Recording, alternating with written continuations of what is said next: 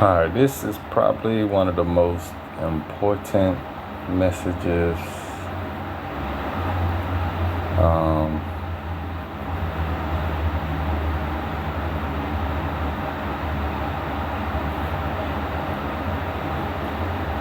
this is probably one of the most important messages I have come up with so far. When I ask the question,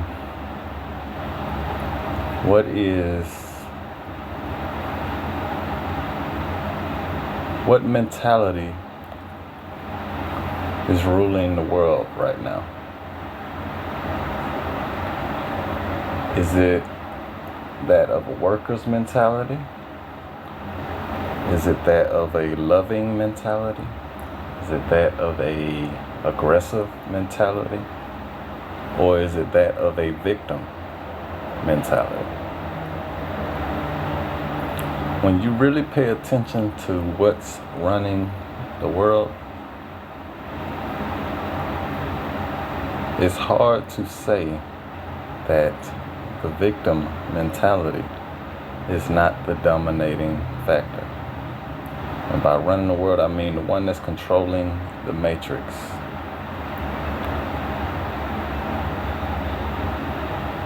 For them to be capable to do the things that they do to maintain control and power,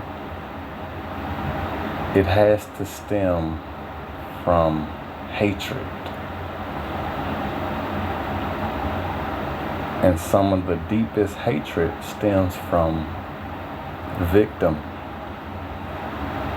being a victim. More than likely, they were abused as children in some of the worst ways. And because no one cared about them, no one tried to help them, no one showed them love, they made it their mission to get revenge. That was their sole motivation, to make it to the top. And they were willing to do anything and everything to get there and maintain that position. And you can tell that's their mentality because they push that mentality to stay in power.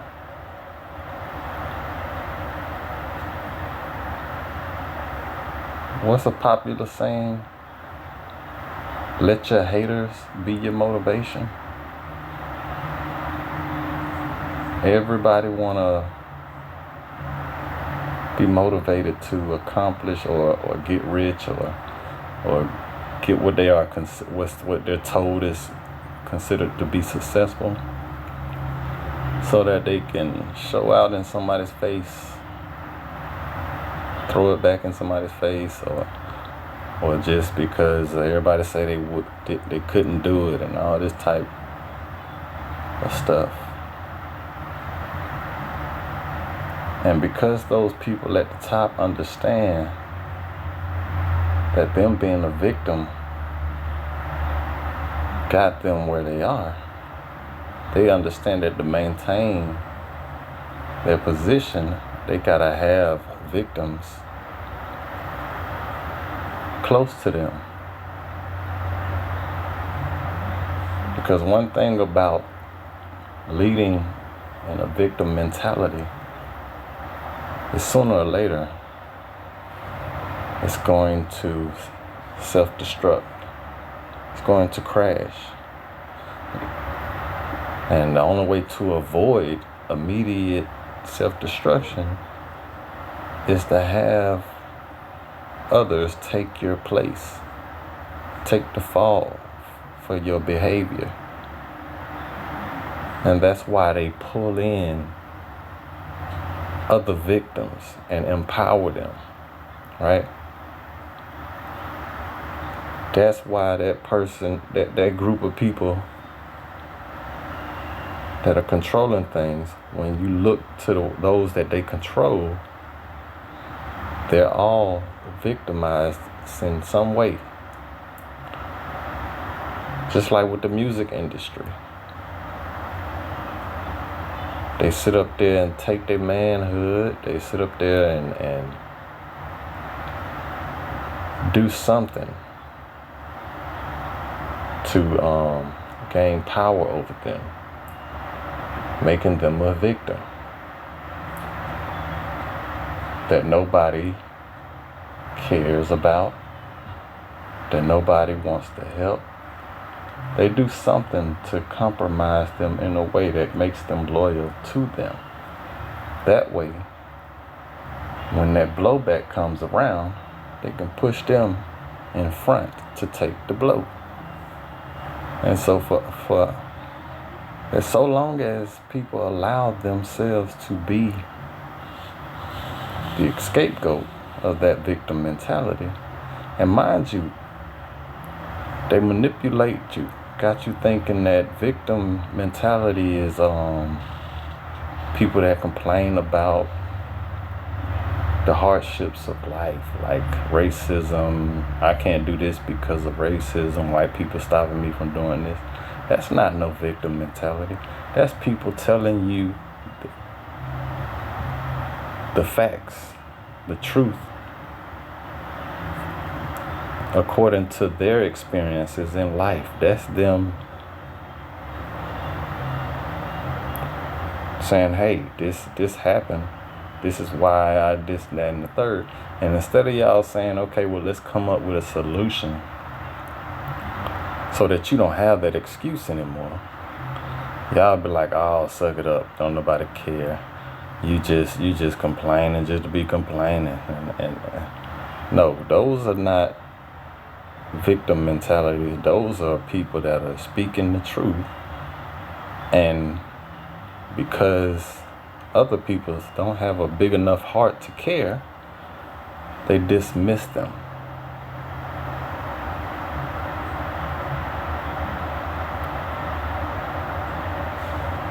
But the true victim mentality is much darker,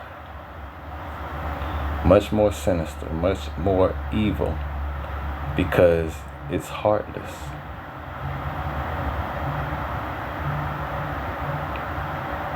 And understand the importance of balance, right?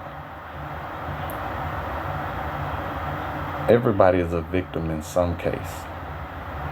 Everybody has been victimized somehow and developed anger because of it. But a lot heal. And for some that don't heal, they don't take it to the extent. They have enough love in their life to keep them from taking it too far. Just like with these people that be raping their children or raping other children, a lot of them are doing that to turn those children evil. It's not necessarily they're doing that because they fetishize these children. A lot of them doing that because more than likely it was done to them, and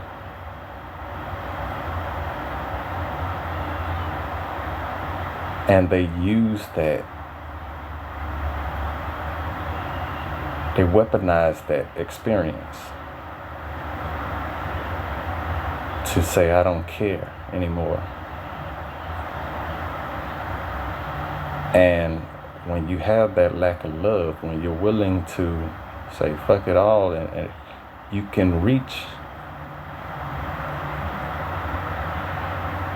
high levels of what they call, what they would call success in the matrix fast.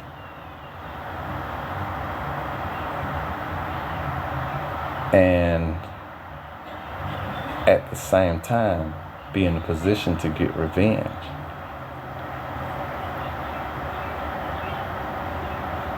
That's the mentality you're dealing with when you're dealing with somebody whose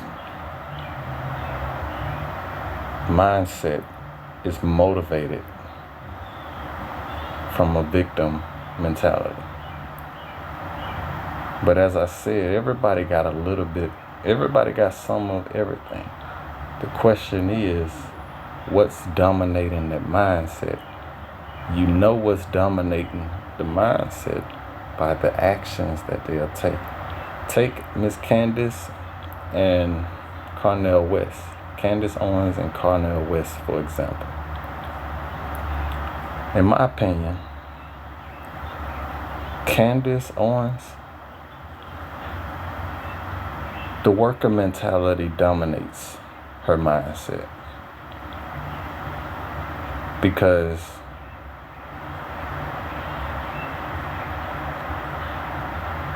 I see how she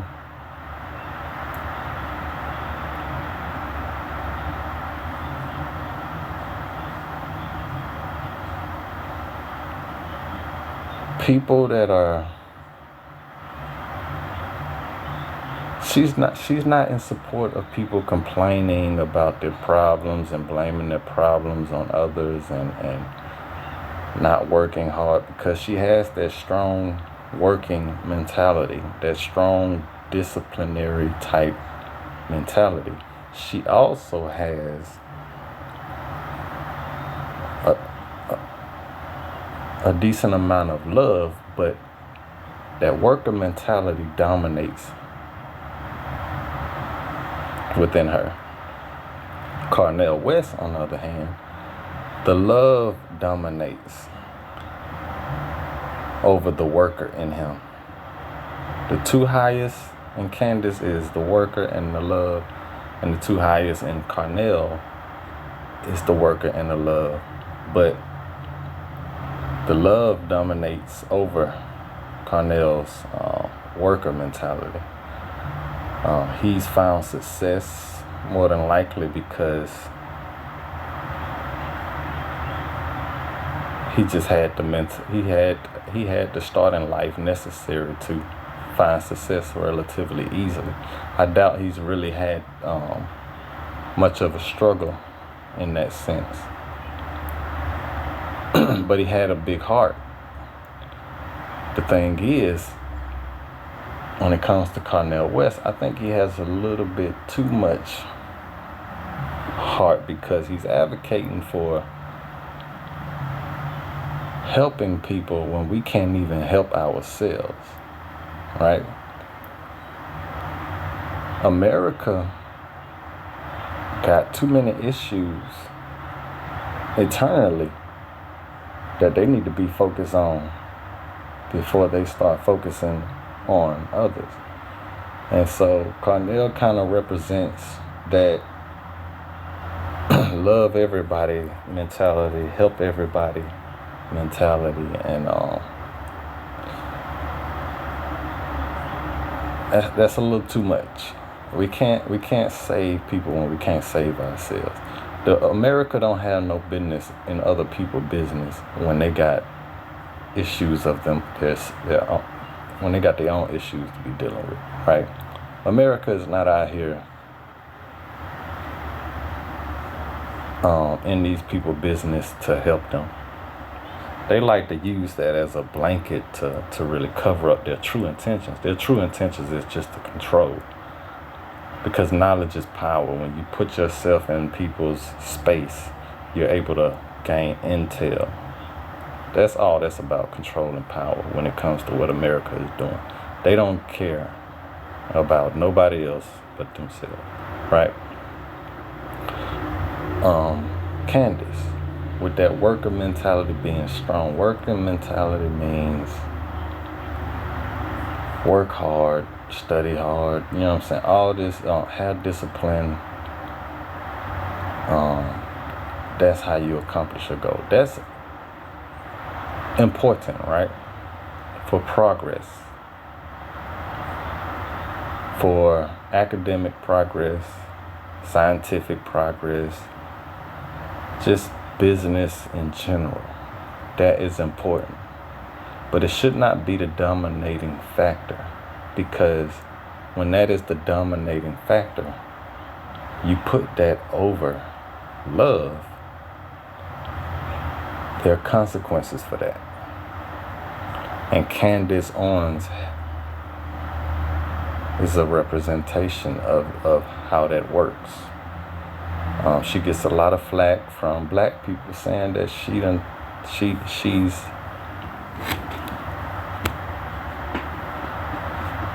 um, against, like she's not fully accepted by her own community because of her viewpoints. And that's because she doesn't have a high enough level of love to truly understand the perspectives of those that she is demonizing or criminalizing, or you know what I'm saying? It's like she do, but she don't care enough to want to deal with it. So instead of saying I understand, because she can't really think of any solution, the easiest solution is to just blame them for their own problems.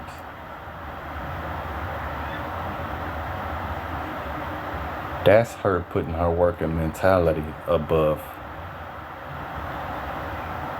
the love, right? Cornel West is a little more of an advocate for poor people and people that struggle, have those types of struggles.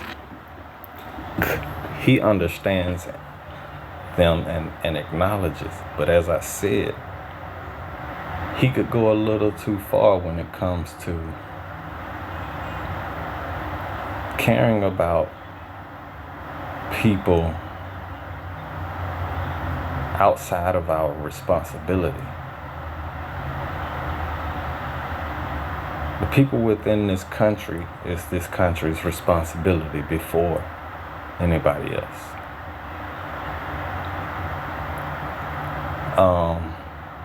Aggressive mentality. The people that like to control and dominate, you know what I'm saying? A lot of times they be the bullies. They're victims of some type of abuse, but probably are just not aware of it because they didn't view it. They view it as something that was more beneficial to them. Like people that get beat as a child, right? Their parents be beating the hell out of them because they did this or they did this. A lot of them people be like, oh, they did me a favor because I was out of control. When you beat your children, it does nothing.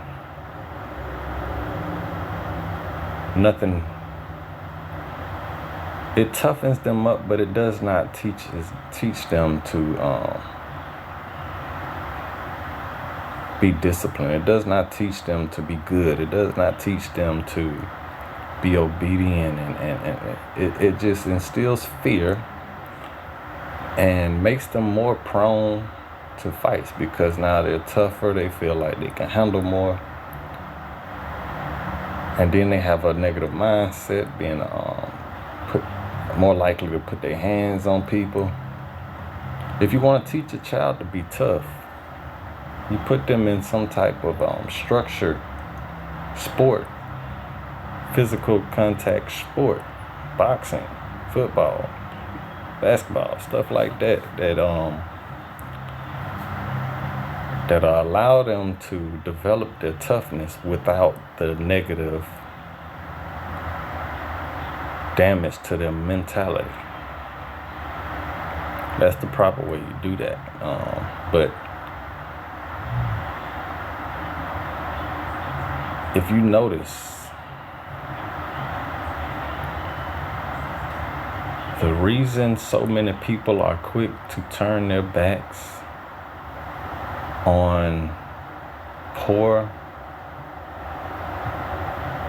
people and or just criminals and stuff like that is because a lot of them was victims of aggressive minded people. So this kid bullied this other kid. That other kid grew up, became a lawyer, became a police officer. Some got into some position of power, and that victim mentality motivated him there. And so his whole thing is about revenge. Anybody that looks like that person or reminds him of that person is their enemy.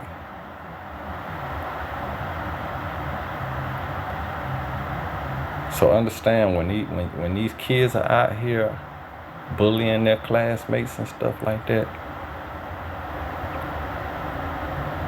they're not old enough to know that they're creating enemies for themselves later down the line. The parents should be teaching them that and helping them to conduct themselves in a more appropriate way. But if the parents grew up with that same mentality, overall, the victim mentality is dominating because there's not enough to counterbalance that. And the only counterbalance to that is love.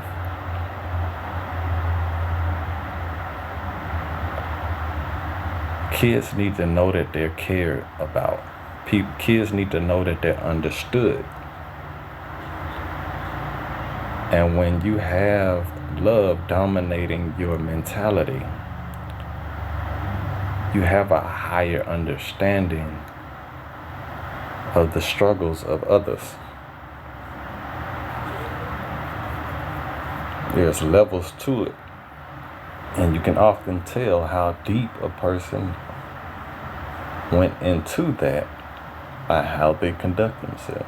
That's why I say if your worker mentality is dominating, you're lacking somewhere in the love department. You're lacking some. If you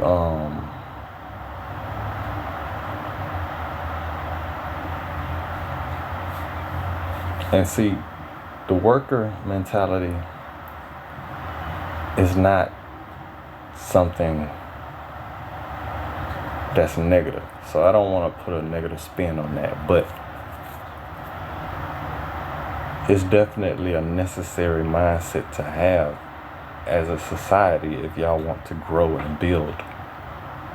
But it should not be dominant over the love. The aggressive mentality and the victim mentality is low vibrational mentalities that do not produce anything positive.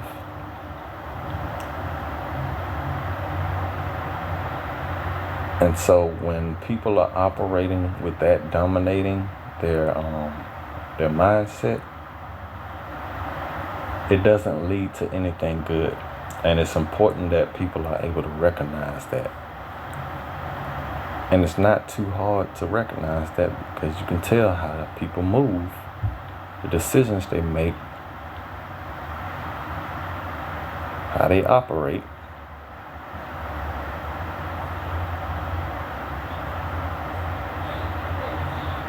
It's clear that our leadership is not operating out of love. And it's clear that that worker mentality is not a dominating factor in their mindset. So that leaves two other options, right?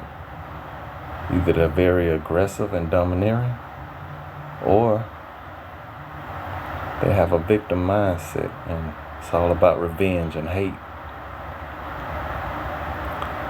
The only way to counterbalance that victim mentality is with love. These kids need to know that they are cared for and that they are understood. The parents of these kids that are raising these kids need that as well, to increase the level of love that they are capable of showing the children.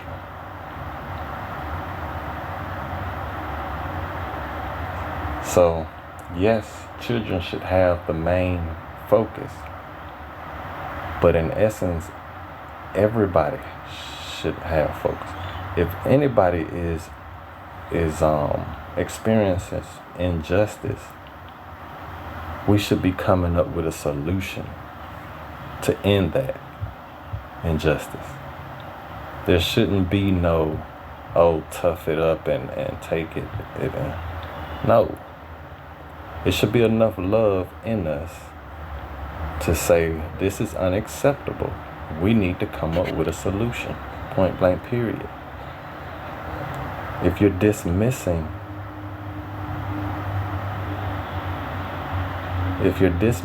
this,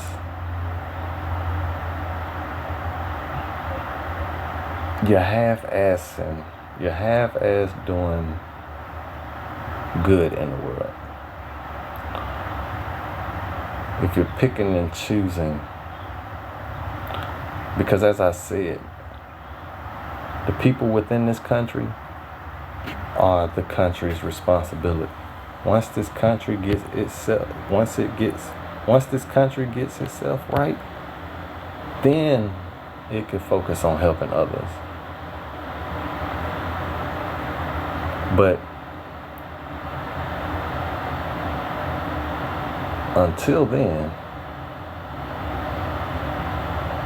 we can't put the needs of others above our own.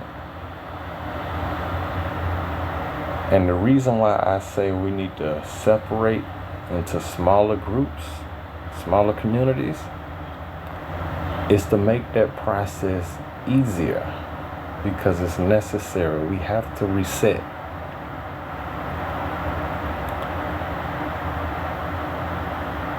And the mindsets and the complications of people have become so thick that we spend so much time talking about what we should do, debating about to do. We're spending very little time coming up with actual solutions. So, separating into smaller groups, allowing love to dominate your mentality, these are the two most important steps.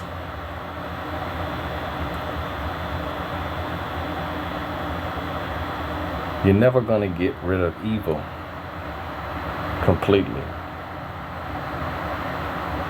And that should not be the goal. That should be the goal, but it should never be the expectation, right? Because all that is necessary for balance, to create balance. There is no true growth without struggle. There is no struggle without conflict. So,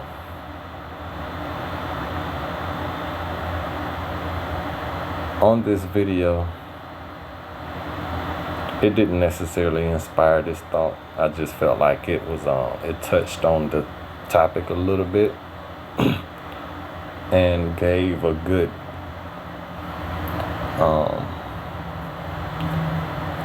good example of what I'm speaking on.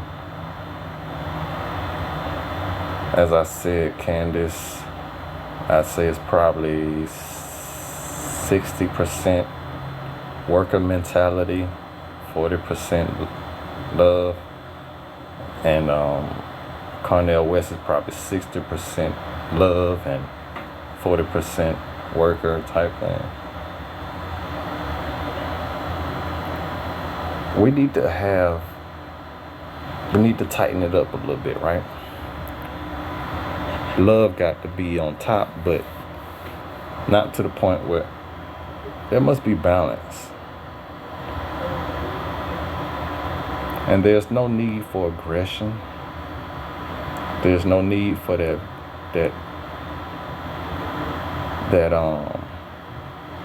hate that stems from that victim mentality.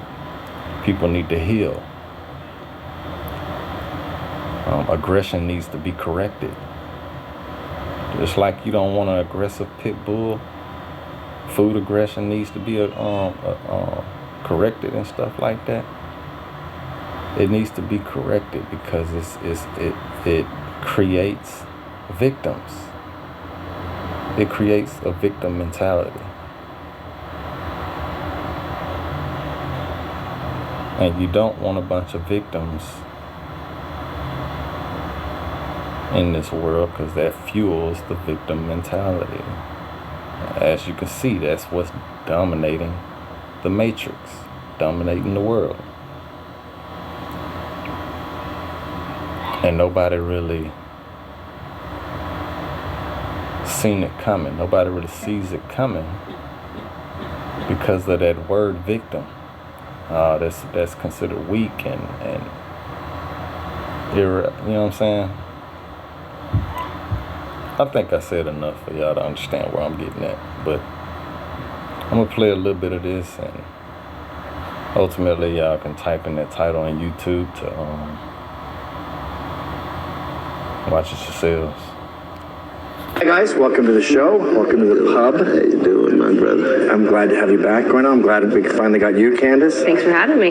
Now, obviously, we have both of you here. You had that fight on Fox, both black, one right, one left. Obviously, the first question is going to be sex. Sex in 2019. Like, I rarely discuss this subject on the show, but I wanted to come sort of sideways with you guys on this. I couldn't imagine being a 20-year-old girl right now, or even a young man in college, with the culture we have today of Me Too and feminism and... Do you know what eating cabbage can do to your heart?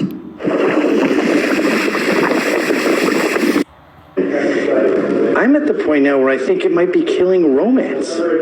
Because with all this constant need for uber consent, how do you court a lady anymore? Like if you were a 20-year-old man.